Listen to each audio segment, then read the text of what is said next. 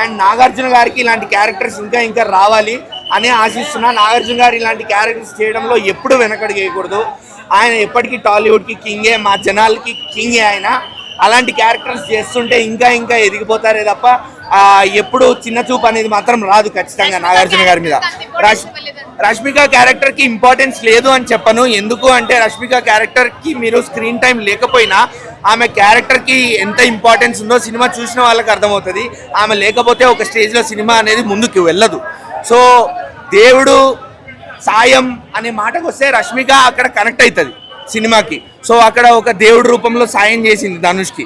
So ఆ సాయం అనేది లేకపోతే ధనుష్ అనేటోడు ముందడుగు వేయలేడు ఒక బిచ్చగాడిలాగా. సో రష్మిక క్యారెక్టర్కి ఇంపార్టెన్స్ లేదని మాత్రం చెప్పను. స్క్రీన్ టైం లేకపోయి ఉండొచ్చు, బట్ ఇంపార్టెన్స్ మాత్రం ఖచ్చితంగా ఉంది.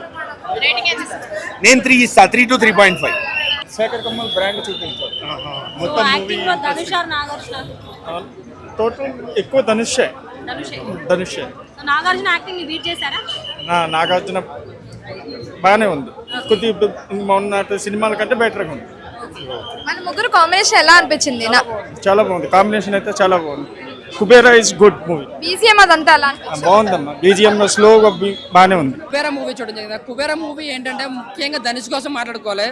ఎందుకంటే కాలీవుడ్ నుంచి తెచ్చుకోవాలి ఈ యాక్టర్, మనకి తెలుగులో లేడా అనిపించింది. బట్ ఈ సినిమా చూసిన తర్వాత ధనుష్ తప్ప ఇంకెవరు వచ్చేయలేరు అని అంత విధంగా జీవించడని చెప్పాలి. ఇన్నోసెంట్ గానా, పిచ్చిగాడుగా ఆ క్యారెక్టర్లు ఒదిగిపోవడం కానీ నిజంగా క్యారెక్టర్ ఇన్వాల్వ్ అయిపోతాను అనమాట. ఇంకా నాగార్జున గారి కోసం మాట్లాడుకుంటే ఇలాంటి క్యారెక్టర్లు ఎన్నో చేశాడు ఆయన. ఇదే డీసెంట్ పర్ఫార్మెన్స్, ఇదే పవర్ఫుల్ రోల్ చాలా చేశాడు ఆయన యాక్టింగ్ రెగ్యులర్ గానే ఉంది. బట్ ధనుష్ అయితే నిజంగా ఇంకో విశ్వరూపం చూపించాడని చెప్పాలి. ఆస్కర్ రేంజ్ లో మనకి నటించాడు.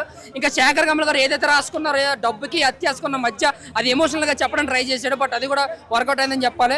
బట్ 3 గంటల 5 నిమిషాలు అనేది కొంచెం లెంత్ ఎక్కువైందన్న. చూసినంతసేపు బోరు కొట్టదు, బట్ ఎమోషనల్ గా క్లాసిక్ గా ఏం జరుగుతుంది ఇంటెన్షన్ తోనే వెళ్తుంటది. బట్ ఇంకా క్లైమాక్స్ రాదు అన్న ఒక ఇంత ఫీల్ అయితే కొంచెం లాగ్ అనిపించింది సెకండ్ హాఫ్ లో. అది కానీ ఇంకో 20-30 మినిట్స్ ట్రిమ్ చేస్తుంటే సినిమా నిజంగా ఒక క్లాసీ ఎమోషనల్ బ్లాక్ బస్టర్ అవుతుంది. ఇంకా రష్మి గారి క్యారెక్టర్ కోసం మాట్లాడుకుంటే ఆవిడ క్యారెక్టర్ సినిమాకి వేస్ట్ అనిపించింది. ఎందుకంటే ఒక ఏదో హీరోయిన్ ఉండాలని చెప్పి ఒక క్రేజ్ కోసం, ఒక స్టార్ కాస్ట్ కోసం తీసుకున్నట్టు అనిపించింది నాకైతే. ఓవరాల్ గా సినిమా అంతా కూడా ధనుష్ గారు నాగార్జున గారి మీద నడుస్తుంది.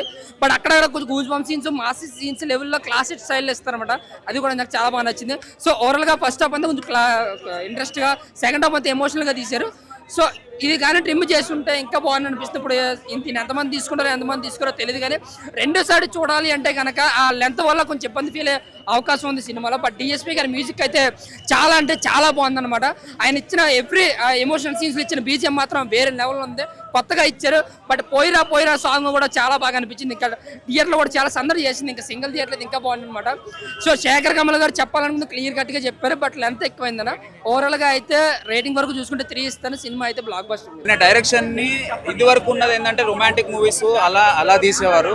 ఇప్పుడు ఈ మూవీలో ట్రాన్సాక్షన్ పాయింట్ ఆఫ్ వ్యూస్, ఒక బిలియనర్ కి ఒక బిచ్చగాడికి మధ్య ఉండే క్లాషెస్ ఎలా ఉంటుంది, దాంట్లో నాగార్జున గారు ఒక మిడిల్ క్లాస్ పర్సన్ ఇన్వాల్వ్ అయితే ఎలా ఉంటుంది, అండ్ ధనుష్ గారి పర్ఫార్మెన్స్ అయితే నెక్స్ట్ లెవెల్. ఒక బిచ్చగాడిగా అంత పర్ఫార్మెన్స్ ఇప్పుడు సార్ మూవీ చూసుకోవచ్చు మీరు. సార్ మూవీలో ఎంత సటిల్గా చేశారో ఇందులో బిచ్చగాడిగా కూడా అంతే టైప్ ఆఫ్ ఎలివేషన్, అంతే టైప్ ఆఫ్ నీట్గా చాలా బాగా పర్ఫామ్ చేశారనిపించింది. డిఎస్పీ మ్యూజిక్ బాగుంది. డామినేటింగ్ ధనుష్. ఆబ్వియస్లీ ధనుష్ గారు బెగ్గర్గా పర్ఫార్మెన్స్ మీకు బాగా అనిపిస్తుంది కాబట్టి ధనుష్ గారి పర్ఫార్మెన్స్ బాగా అనిపిస్తుంది.